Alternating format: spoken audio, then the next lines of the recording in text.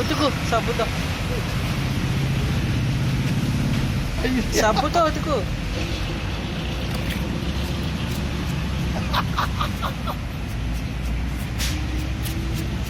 First నా చేతికి వచ్చి ఎన్ని తిప్పలు పడుతుంది కాగితం.